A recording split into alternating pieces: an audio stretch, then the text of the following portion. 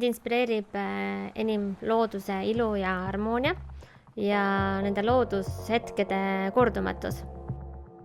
Mulle meeldib akvarell kui tehnika, sest ta on väga õhuline ja selline tundeline ja ta annab väga erakordselt edasi kunstniku käelist tunnetust.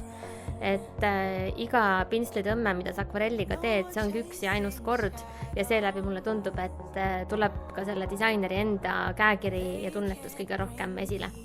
Kui sa näiteks mõtled autosõidu või mõne rõivaeseme kandmise peale, siis see on ju samuti väga tunnetuslik protsess, et sa ei oskagi analüüsida, miks mõni asi toimib või just meeldib. Need seosed tekivad kuskil metatasandil.